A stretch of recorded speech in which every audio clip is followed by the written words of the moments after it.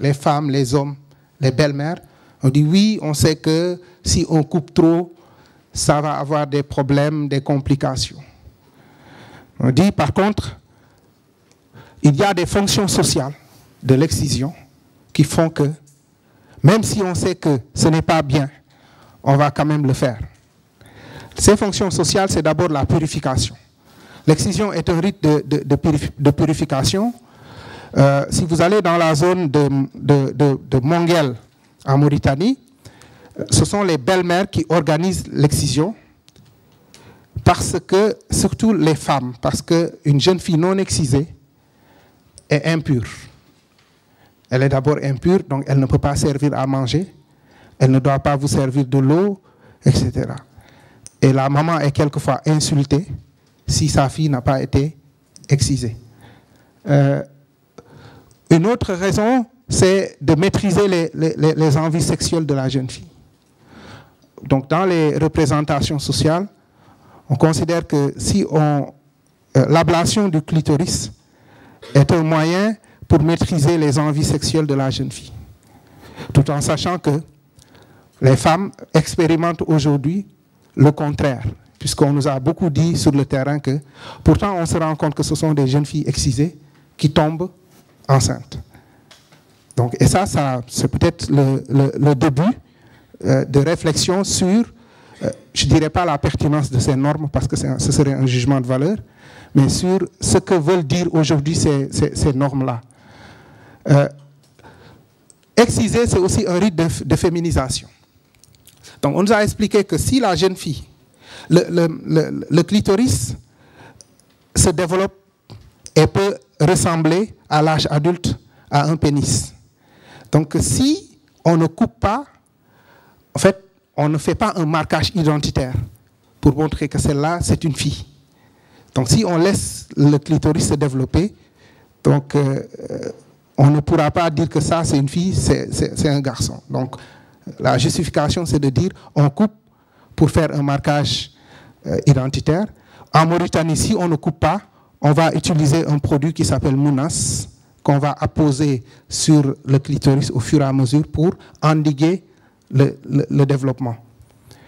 Et enfin, faciliter l'accouchement par l'expérience de la douleur. On dit que oui, la jeune fille qui a été excisée a supporté la douleur et donc elle va être beaucoup plus disposée à accoucher, étant entendu qu'accoucher dans la douleur est socialement valorisé. On reviendra sur ce point. Diapo. Maintenant, sur le suivi de la grossesse. Dans les différents pays, on se rend compte que le besoin de soins et de protection du risque médical et social autour de la grossesse, c'est un risque qui est perçu, mais de manière différente selon les pays. Donc, risque médical et risque social. La tombe de la femme est ouverte 40 jours avant l'accouchement et 40 jours après. Donc ça, c'est quelque chose qui est revenu dans pratiquement tous les pays. Mais ça renvoie à quoi finalement? À l'antépartum et au postpartum. C'est-à-dire que les populations identifient ces moments de risque, mais où il n'y a pas forcément seulement un risque médical, mais qui est accompagné aussi par un risque social.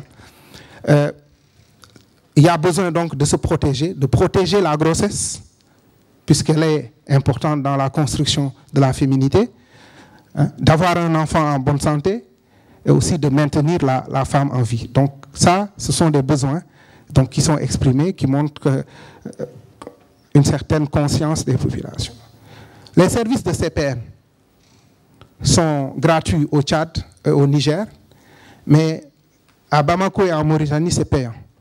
Nous avons aussi remarqué qu'il n'y a pas de stratégie avancée en dehors du Niger.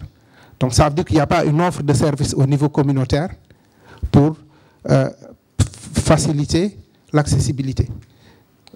Alors qu'on se rend compte que dans des pays comme le Tchad, il y a des localités qui se trouvent à 200 km du poste de santé de référence. Donc vous vous rendez bien compte que ces personnes-là ne vont pas se déplacer pour venir en CPN, étant entendu que la CPN est un service à utiliser si on considère qu'on est malade, alors que la grossesse, ce n'est pas une maladie. Donc l'utilisation des CPN n'est pas forcément perçue. Alors, en termes d'attitude, Si dans plusieurs pays on parle de la discrétion, nous avons trouvé qu'en Mauritanie, chez les Haratines, c'est le contraire.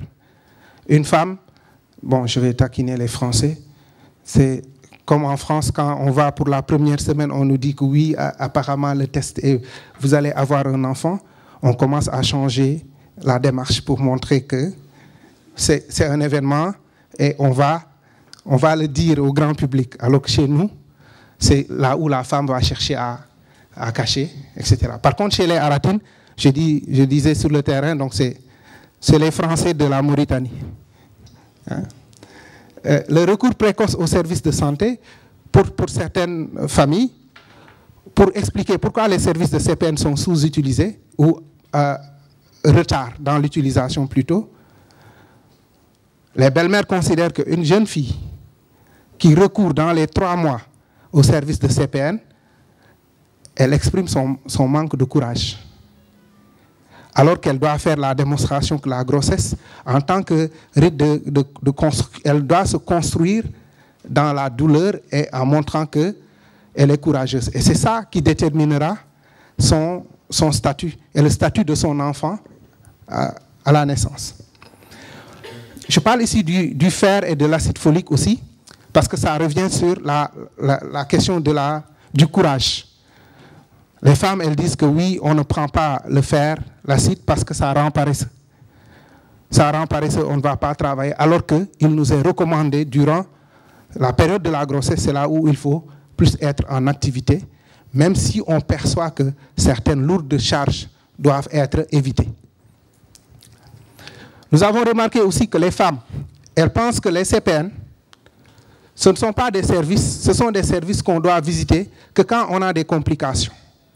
C'est-à-dire que si on n'a pas de problème, il n'y a pas de raison d'aller faire les CPN. Donc quand il y a problème, on y va. Et d'ailleurs, ça permet de discuter les statistiques qu'on retrouve dans beaucoup de services de santé. Quand on dit que la couverture de CPN est à tel, les femmes souvent ne viennent pas, quand elles viennent, ce n'est pas dans l'esprit de la CPN. Elles viennent dans un esprit curatif. Et c'est là où l'infirmier en profite pour faire la visite. Donc c'est une petite nuance qui est importante à notre avis.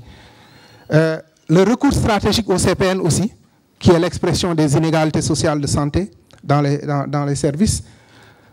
Les femmes vous disent, moi, pourquoi vous faites la CPN? Je veux que la sage-femme me reconnaisse. Au moins, au moment d'accoucher, si je reviens, je pourrai bénéficier d'un soin sans problème. Donc, mais c'est l'expression finalement aussi des inégalités sociales de santé dans ces différents pays où les femmes ne sont pas forcément traitées de la même manière quand elles viennent pour accoucher. Un dernier point qui est apparu très important et qui a des retentissements sur l'utilisation des services de maternité, c'est la valeur prédictive qui est associée à la CPN. En d'autres termes, les femmes, elles disent que quand elles font les CPN et que tout se passe bien, cela veut dire qu'il y a un risque zéro au moment de l'accouchement. Et que ce n'est pas la peine donc d'aller accoucher en maternité.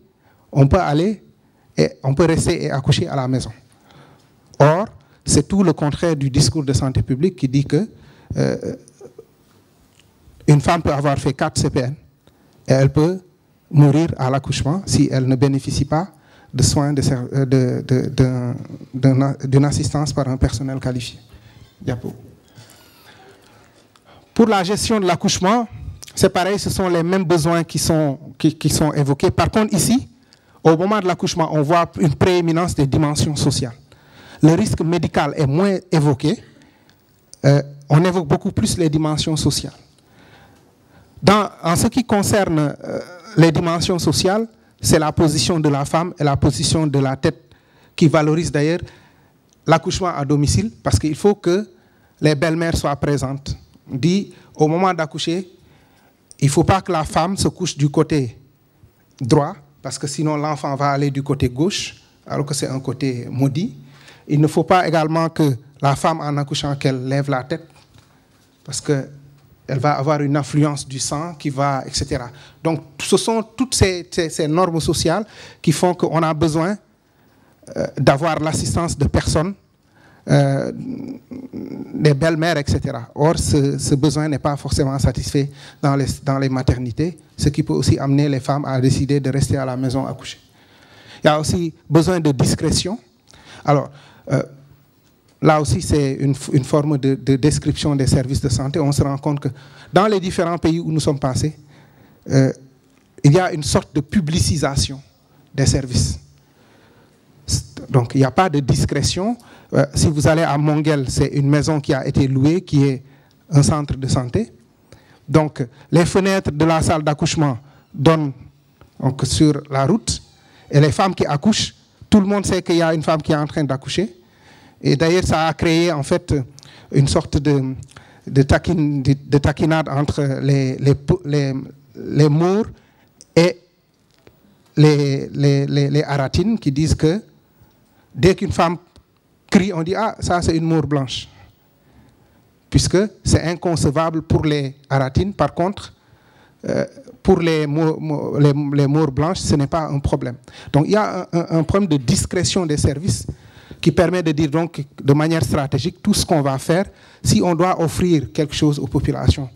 Et on ne pense pas à régler la question de la discrétion, on ne va pas aller loin. Et il y a des services qui ne sont pas discrets du point de vue de leur position et même du point de vue de l'offre de service.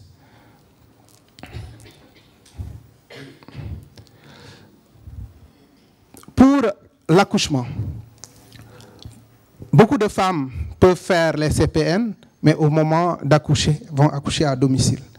Donc c'est très fréquent au Tchad, c'est très fréquent au Niger, de sorte que même on a créé une commission dans la zone de Tanout. On a créé une commission pour dire si une femme accouche à la maison, elle va payer 5 000 francs. Depuis qu'on l'a fait, les accouchements à domicile se sont démultipliés. Ça veut dire que toutes les approches répressives ne règlent pas les problèmes. C'est la même chose que la question de la PF en Mauritanie. Des femmes ont dit qu'elles sont prêtes à aller en prison, mais elles vont continuer à faire l'excision. Donc les approches répressives posent un peu problème à ce niveau. Donc, accoucher à domicile, on a vu des rites de l'exil et de l'attente, hein, avec une certaine ritualisation. Au moment de l'accouchement, c'est un moment aussi où on est dans une certaine position un peu critique. Et il faut s'exiler, il faut rentrer chez ses parents. Après l'accouchement, il faut revenir 40 jours après, comme si c'était une nouvelle mariée, avec toute une ritualisation. C'est important, c'est peut-être anecdotique, mais c'est important parce que ça permet de voir que ces femmes-là vont être perdues, elles vont peut-être accoucher à domicile, etc. Vivre la parturition dans la douleur, donc la femme qui a plus de valeur, c'est celle qui n'a pas crié au moment de l'accouchement, ou celle même qui a accouché quelquefois sans assistance, et surtout en Mauritanie. La femme qui a accouché sans assistance sous un arbre chez les Peuls, donc on va la laisser là-bas. Nous avons témoigné de cela durant le terrain. On a vu une femme qui était sous un arbre qui avait commencé. On a posé la question, on nous a dit, laissez-la là-bas. En fait, elle était en travail et elle était en train d'accoucher. Et quand elle a accouché, on a entendu le cri de l'enfant, les belles-mères sont parties pour s'occuper de ça. Donc il y a une forme de valorisation de l'accouchement sans assistance qui n'est pas forcément propice à l'utilisation des services. Donc je pense que le reste, je l'ai dit. Pour le postnatal, sur ces questions, je terminerai par là. On remarque que globalement, il y a une volonté de protéger la femme et il y a un oubli de l'enfant sur le plan médical. Sur le plan médical. Pourquoi? Parce que c'est une résultante des pratiques professionnelles. Les femmes, elles disent que quand elles vont dans les services de santé, les soignants sont plus préoccupés à mettre la main sur la femme que sur l'enfant. Parce que tant que l'enfant n'a rien, on ne fait rien. Tant que l'enfant n'a pas de problème. D'ailleurs, on ne donne pas de conseils et de recommandations pour le suivi postnatal dans les différents pays. On s'intéresse d'ailleurs beaucoup plus chez l'enfant à la vulnérabilité sociale. Les services de CPON aussi, on a essayé de voir, ces services expliquent pourquoi les femmes s'occupent peu de leurs enfants, en fait, sur le plan médical. Parce que l'offre de services est focalisée sur la prise en charge de la femme et les PEV. Il n'y a pas d'unité de soins ou de coin du nouveau-né, unité kangourou, par exemple, à l'exclusion de Bamako. Bamako est le seul lieu où on a trouvé une unité unité kangourou. Donc, il y a aussi des contraintes logistiques. Au Tchad, il y a un pédiatre, du moins en Mauritanie, à Kayedi, il y a un pédiatre, mais quand vous allez à l'hôpital de Kayedi, il y a un pédiatre sans pour autant qu'il y ait un matériel pour qu'il travaille. Il n'y a pas de personnel formé pour qu'il travaille. Donc, ce sont ces difficultés logistiques qui aussi rendent compte de l'impossibilité d'une prise en charge des nouveau-nés. Et si on devait, par exemple, mettre en place des unités kangourous, il serait bien de penser à la question de la discrétion, de manière à assurer une certaine, si on les positionne, de faire en sorte qu'on puisse avoir la possibilité de s'occuper des enfants, parce que la plus grande crainte des familles, c'est que aussi l'enfant est une catégorie vulnérable au moment de l'accouchement. Et on ne va pas accoucher en maternité parce qu'on dit, là-bas, on ne sait pas qui vient. Tout le monde rentre, tout le monde sort. Et c'est le moment aussi où on peut jeter un sort à l'enfant, etc. Donc, cette complexité dans l'explication qui fait que finalement, pour l'accouchement, mais aussi pour les soins postnataux, globalement, il n'y a pas une culture des soins postnataux, mais il y a une focalisation plus importante sur la femme,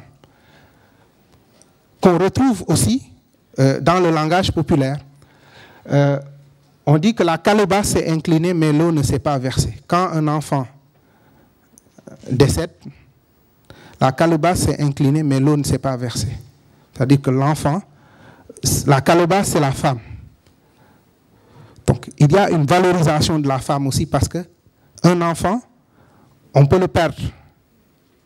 Par contre, la femme, si on la perd, on perd une capacité reproductive. La femme, elle peut refaire des enfants. D'autant plus qu'on se situe dans des environnements où la mortalité infantile est aussi assez élevée. Donc les populations sont arrivées à intégrer l'idée qu'il est possible que les enfants décèdent, mais on va pouvoir les remplacer. Par contre, la femme, si elle décède, elle est difficilement remplaçable. Donc, il y a aussi cette vulnérabilité des femmes qui est construite à partir des pratiques de suivi des soignants. Les soignants que nous avons rencontrés dans leur grande majorité reconnaissent ne pas avoir été formés aux questions de néonatologie. Et nous allons montrer que dans la formation, nous avons essayé de documenter la formation. On se rend compte qu'effectivement, les formateurs reconnaissent que la formation est moins focalisée sur les soins postnataux que les soins qu'il faut peut-être apporter à la femme et moins les soins pour les enfants. La vulnérabilité du nouveau-né, nous allons trouver dans des pays où, en fait, il y a une catégorie sociale qu'on appelle, ce qu'on a appelé les pédiatres communautaires. Au même moment où les parents ne veulent pas ou ne recourent pas suffisamment aux services de santé pour la gestion des enfants, on se rend compte qu'il y a des catégories sociales qui ont le rôle de surveiller les enfants. Et Yumum Sukabe, c'est ceux qui sont poulards ici, comprennent que c'est la mère des enfants. Et Lemounma, c'est Soninke. C'est la même chose. Donc ce sont les mères des enfants. Et nous nous sommes rendus compte que ces catégories jouent un rôle extrêmement important, alors que souvent on pense qu'au niveau communautaire, il n'y a rien. Donc c'est important de pointer au niveau communautaire ces acteurs qui pourraient être en fait des partenaires pour la gestion de la santé maternelle et néonatale, puisque ce ne sont pas des guérisseurs. Je précise que c'est différent des guérisseurs, mais ce sont des femmes du village, donc qui ont des connaissances de gestion de l'enfant et qui mettent ça à disposition, qui surveillent en fait les enfants. Diapo. Je vais sauter l'allaitement maternel exclusif. Sur la prise de décision, globalement, il y a une présence incontournable du mari. Les maris évoquent beaucoup de connaissances sanitaires, mais c'est eux, en fait, qui décident. Donc, si on va dans un pays, par exemple, comme le Niger, les maris sont omniprésents. C'est la même chose au Tchad, où les maris sont c'est eux qui décident de tout. La femme, elle ne va pas aller en CPN, elle ne va pas faire la PF si le mari n'est pas d'accord. Parce que pour les femmes, en fait, le risque social, c'est la répudiation. Donc, les belles-mères, c'est classique. Par contre, ce qu'on a trouvé chez les belles-mères, c'est qu'aujourd'hui, dans leur discours, il y a une vision de la vulnérabilité des femmes. Elles se comparent, elles, aux femmes d'aujourd'hui. Et c'est une ouverture pour une utilisation des services. Parce qu'elles disent que quand elles étaient plus jeunes, elles n'étaient pas aussi vulnérables que les femmes d'aujourd'hui. Quand elles étaient plus jeunes, elles pouvaient faire plus d'enfants que les femmes d'aujourd'hui. Mais elles observent et elles expliquent que ça les amène aussi quelquefois à accepter ce qu'elles n'auraient pas accepté il y a quelques années. C'est important de préciser ça parce que dans les différents travaux sur les stratégies grand-mère, Judith Obel, etc., qu'est-ce qu'on dit? On dit que effectivement, les grand-mères, on les a toujours opposées, comme si elles étaient les gardiennes de la tradition, alors qu'on peut les utiliser. Je pense qu'il y a beaucoup, au Sénégal, il y a beaucoup d'initiatives, des stratégies novatrices, au-delà de la stratégie grand-mère, la stratégie Badianougor, le cercle des maris des femmes enceintes, etc., etc. Donc, il y a cet intérêt donc d'expérimenter ces stratégies novatrices que nous n'avons pas rencontrées dans ces différents pays. À l'exception, on sait que la Croix-Rouge a mis au Tchad, au Togo, donc la stratégie des clubs des femmes enceintes, et que ça a donné des résultats extrêmement intéressants. Donc, ce serait bien pour l'approche communautaire ici. Sur l'accessibilité, globalement, l'accessibilité géographique pose problème. Il y a une faible couverture sanitaire dans ces différents pays. Le projet ne pourra pas forcément construire des services de santé, ce n'est pas ça la finalité. Par contre, ce résultat est intéressant parce qu'il permet de dire ces disparités importantes entre les zones, les longues distances que les femmes doivent faire pour solliciter les services deviennent des blocages, elles n'y vont pas. Et surtout, il y a des problèmes de sécurité. Au Niger, par exemple, du fait des longues distances, les femmes sont violées en cours de route. Et pour cette raison, elles décident de ne plus y aller. Les moyens de déplacement font défaut et ne sont pas souvent en adéquation avec le statut de la femme. Et pourtant, dans ces pays, à l'exception du Niger, il n'y a pas de stratégie d'offre de services à un niveau communautaire. Par exemple, des stratégies avancées pour les CPN. Il n'y a pas de stratégie avancée pour les vaccinations. Et les femmes sont obligées de venir au niveau des services. Et ça justifie, ça crée aussi, ça amplifie les inégalités sociales, puisque les disparités d'accès géographique viennent aux disparités d'accès géographique vont venir se superposer d'autres types de disparités. Les femmes qui viennent dans les services, c'est la communication, elles vont pouvoir recevoir l'information. Mais les autres qui ne viennent pas, non. L'accessibilité financière, le coût des soins est un frein. Je vais juste insister sur les pays de Mauritanie et Niger où il y a eu des initiatives de gratuité. Donc, au Niger, il y a eu l'initiative de gratuité. En Mauritanie, il y a eu le forfait obstétrical. Donc, en particulier, en Mauritanie, le forfait obstétrical faisait que la femme, elle doit cotiser 5500 ouguiya, donc durant toute sa grossesse, qui lui permettait d'être pris en charge. Au-delà des problèmes de rupture de médicaments, parce que celles qui ont cotisé 5500 ouguiya, au moment d'accoucher, n'ont pas les soins elles sont obligées d'aller acheter les médicaments parce qu'il y a des ruptures. Et les femmes, elles pensent que les ruptures sont créées par les soignants pour les obliger à payer. Mais autre chose, des femmes vont payer 3 500 au GIA et viennent pour la deuxième CPN, elles sont renvoyées. Parce qu'on leur dit à partir de la deuxième CPN, si vous n'avez pas cotisé les 5 500, vous ne devez pas être pris en charge. Pourtant, le forfait obstétrical, dans sa configuration, dit le contraire. Donc, ce qui fait que ces initiatives de gratuité, en fait, posent problème parce que les soignants se rendent compte qu'il y a une difficulté à les appliquer. Il y a une difficulté à les appliquer. Donc, la conséquence, c'est que celles qui, normalement, auraient dû échapper à des situations de raquette, celles qui auraient dû échapper en fait, à un accès financier difficile, se retrouvent du coup, pour avoir cotisé, d'être finalement les exclus du service parce qu'elles sont, après avoir cotisé, au moment d'accoucher, elles sont obligées de donner à nouveau de l'argent.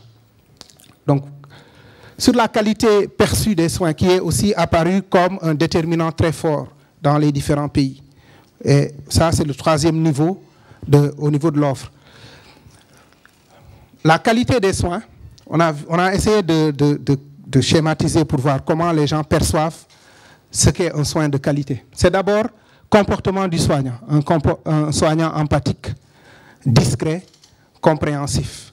Mais c'est aussi un soignant proche du point de vue ethnique. Et l'exemple le plus illustratif, c'est l'exemple de la commune de Djewol à Kayedi, qui est une commune avec des Soninké et des Pulaars. Donc, c'est un centre de santé qui a été construit avec l'appui de Noisy-le-Sec en France. Donc, ce sont la communauté alpulaar émigrée qui a soutenu la mise en place de ce service-là. Mais les Soninké ne veulent pas y aller et préfèrent faire 18 km pour aller à Kayedi et retrouver Guindo. Donc, Guindo, c'est une sage-femme très renommée. Donc, il vient d'arriver à Kayedi, mais il connaît Guindo. Donc, qui est très renommée. Mais Guindo a l'avantage de la proximité ethnique d'abord parce qu'elle est soninké comme elle. Il y a une ethnicisation du soin qui est très forte en Mauritanie. Donc, même pour faire les enquêtes, nous avons dû, pour aller chez les Maures blancs, il fallait trouver des enquêteurs qui soient acceptés par les Maures blancs. Donc, l'ethnicisation est très forte en Mauritanie. Et Guindo aussi comprend la langue et les populations pensent qu'elles peuvent se comprendre plus facilement avec Guindo, qui peut leur expliquer certaines choses. Elles peuvent expliquer à Guindo l'importance de certains rituels, etc. Et elle les comprend déjà. Au-delà de ça, il y a la compétence ne dépend pas seulement du diplôme ou des capacités techniques. Pour les femmes, une sage-femme compétente, c'est une sage-femme qui a une légitimité, donc qui est reconnue socialement, sur la base de considérations assez subjectives. Une sage-femme qui a fait toute sa formation, mais parce que simplement elle habite chez telle personne qui est dans tel parti politique, et elle devient tout de suite bannie par la communauté. Une sage-femme compétente, c'est celle qui est âgée, et c'est celle qui a l'expérience. La responsable de la maternité au niveau de l'hôpital régional de Hati, qui a eu son diplôme, elle montrait toute sa difficulté à être prise au sérieux. Elle disait que quand les parents venaient avec les femmes au moment de l'accouchement, elle lui demande où est la responsable, elle dit c'est moi. On lui dit mais toi pousse-toi là-bas. Hein? Nous on parle sérieux, on est pressé. Alors que c'était elle la responsable de la maternité de l'hôpital régional. Et elle en a beaucoup souffert, comme elle dit. Bref, aussi, une sage-femme compétente, c'est celle qui sait retirer le placenta et couper le cordon. C'est anecdotique, mais le placenta a une symbolique très forte dans les pays africains. Et que si les parents ne parviennent pas à récupérer le placenta, c'est la catastrophe. Et il y a des usages du placenta, parce que aussi le placenta permet de lire l'avenir de l'enfant. Par exemple, au Tchad, on va prendre le placenta, on va mettre un palmier dessus, on va arroser le placenta pendant 3 mois avec l'eau du bain matinal de l'enfant. Si le palmier grandit bien, on dit cet enfant-là, c'est bon, quoi. On n'a pas à... Par contre, si le palmier ne grandit pas, ça veut dire que son avenir est sombre. Et on va mettre en œuvre.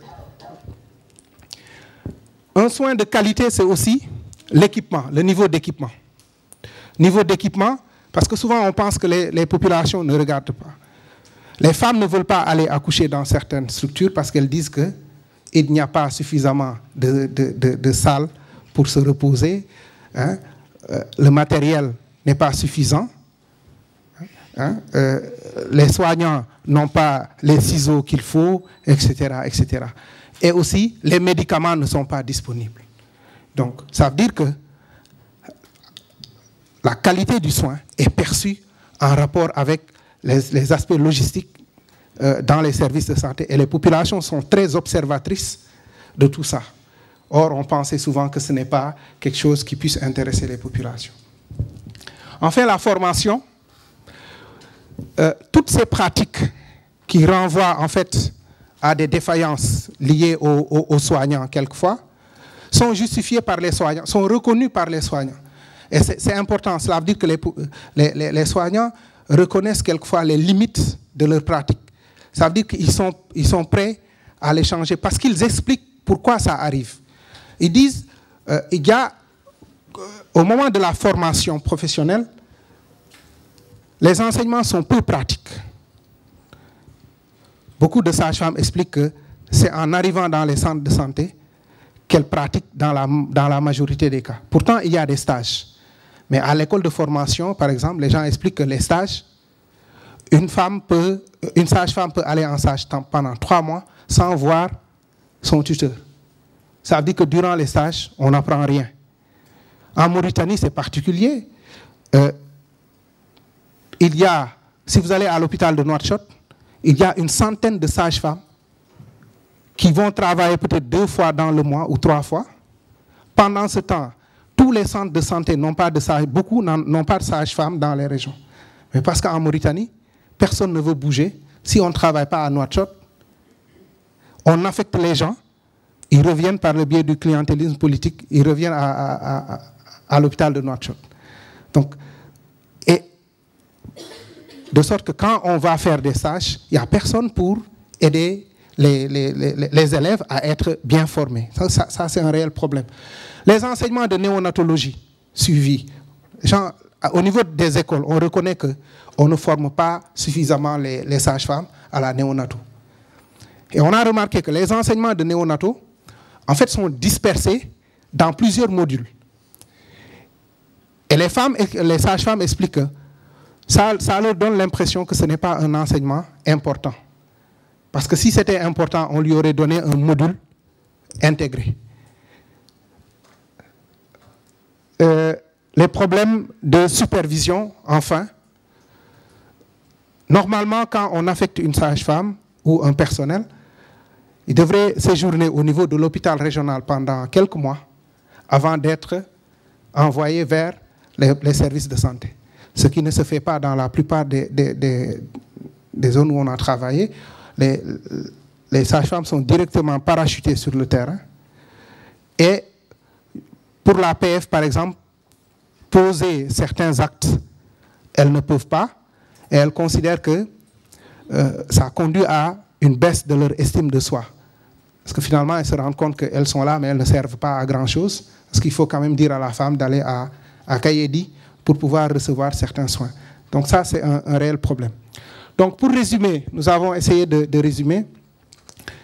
Globalement, nous avons pris les soignants et les bénéficiaires. On se rend compte que les construits socioculturels sont évoqués par les 2 catégories, mais le contenu n'est pas souvent le même.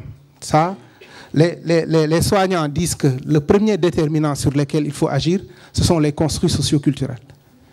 Les bénéficiaires disent la même chose, mais quand on regarde le contenu, ce n'est pas la même chose. Donc, refus de la présence masculine, que je n'ai pas évoqué par temps, puisque les femmes ne veulent pas être accouchées par un homme. Par contre, la faiblesse de la communication, c'est que les soignants sont conscients que leur manière de communiquer pose problème. Et c'est une disposition qui est intéressante parce que ça veut dire qu'on peut agir avec eux là-dessus. Et ils l'expliquent par la formation. Ils disent qu'ils n'ont pas été formés à des techniques de communication interpersonnelle, etc. Et ça pose beaucoup de problèmes. La qualité, pour les bénéficiaires, c'est la qualité des services offerts. Et le niveau de formation est mis en relation par les soignants avec la faiblesse de la communication.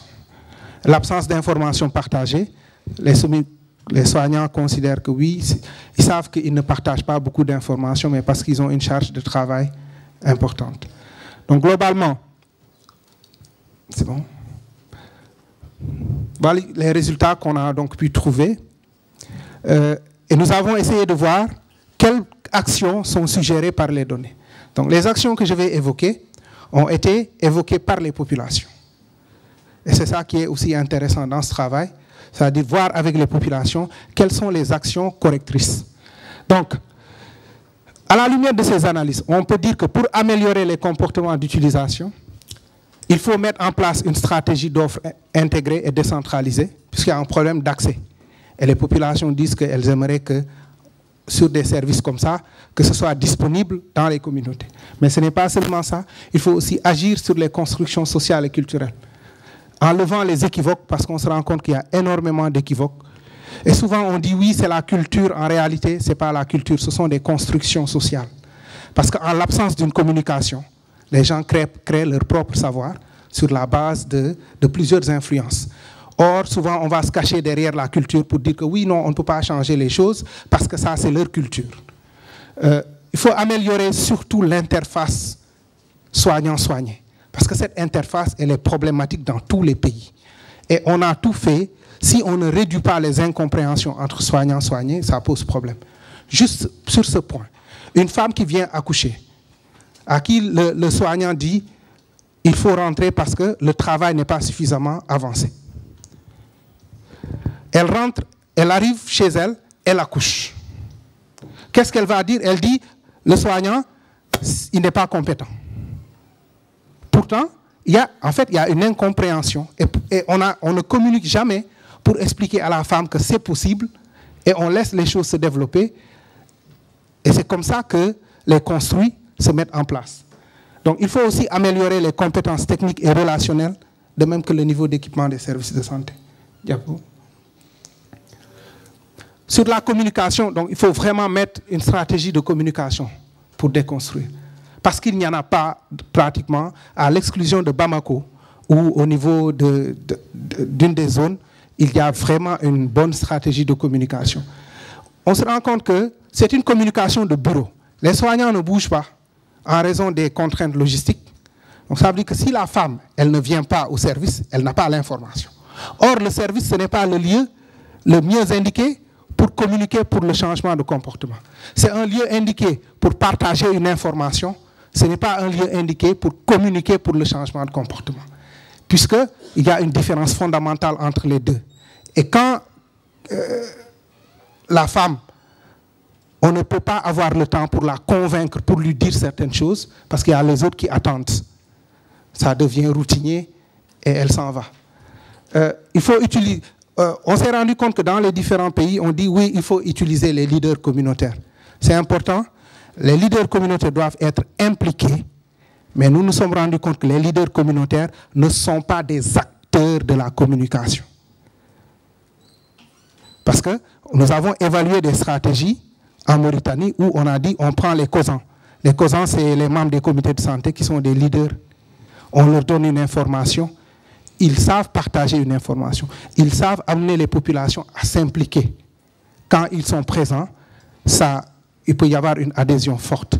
Mais ce ne sont pas des catégories qui puissent communiquer, surtout si on veut mettre une stratégie communautaire. Il y a une léthargie de l'approche communautaire, donc, sauf à Bamako. Donc, tout ça nous permet de dire qu'au niveau de l'offre, il faut adapter l'offre à la demande. Dispositif. Au-delà des dispositifs d'offre de pilules, il faut voir comment les méthodes de longue durée peuvent être mises en place au niveau des communautés, au niveau des services plutôt, pour les femmes. Il faut aussi un dispositif de gestion statistique des intrants, parce que ça n'existe pas dans ces différents pays. En fait, on donne les intrants aux soignants, mais on ne leur dit pas que pour vous réapprovisionner, vous devez nous dire où sont partis les médicaments qu'on vous a donnés. Donc, puisque ça n'existe pas, il y a des pratiques de raquette. On prend les médicaments, on les vend dans les pharmacies parallèles. Et les femmes, quand elles viennent, elles n'ont pas les produits. Les quelques femmes qui veulent, par exemple, faire la PF, on dit qu'il faut aller au niveau des pharmacies. Parce qu'il n'y a pas de dispositif. Et ça a été beaucoup évoqué par, par exemple, les superviseurs santé maternelle dans certains pays pour dire que c'est le vrai problème pour gérer les médicaments. Et tant qu'il n'y a pas ce dispositif-là, les médicaments vont continuer à disparaître. On ne sait pas où est-ce qu'ils vont. Il faut également décentraliser l'offre, donc les initiatives à base communautaire. Par exemple, les stratégies de vaccination mobiles, avancées, fixes, qui sont menées dans certains pays comme le Sénégal et comme au Niger, sont des stratégies qui peuvent être intéressantes, qui rapprochent les services des communautés. Cadre de supervision, suivi, évaluation et audit des services. Parce que beaucoup de soignants disent que nous, de toute façon, on n'est pas motivés parce qu'on ne voit personne. On ne sait même pas pour qui on travaille. Et le problème du district sanitaire, quand vous allez en Mauritanie, on est logiquement dans le cadre du district sanitaire, mais il n'y a pas d'équipe cadre. Ce qui veut dire qu'il n'y a pas de gens pour réfléchir sur un plan de communication, il n'y a pas de supervision. Les soignants sont laissés à eux-mêmes, il n'y a pas de possibilité de continuer à les former dans le cadre de la supervision formative. Donc voilà globalement, promouvoir maintenant la demande, harmoniser les stratégies de communication. Il y a une pluralité d'acteurs qui interviennent dans les différents pays, mais ces acteurs ne disent pas les mêmes choses aux communautés. Et il me semble qu'il nous a semblé que la première chose à faire, c'est de pouvoir harmoniser le cadre, harmoniser les stratégies de communication, expérimenter aussi les stratégies novatrices, mobilisation sociale et communication interpersonnelle, parce que dans beaucoup de pays, les masses médias ne sont pas forcément la meilleure stratégie.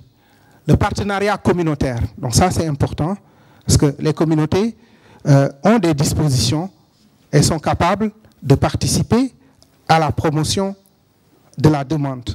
Et il faut pouvoir assurer un partenariat, par exemple, les actions concrètes, utiliser, comme ce qu'on est en train de faire dans le cadre du FBR au Tchad, utiliser les groupements de promotion féminine en contractualisant pour des activités de communication, etc. Donc il y a d'autres exemples.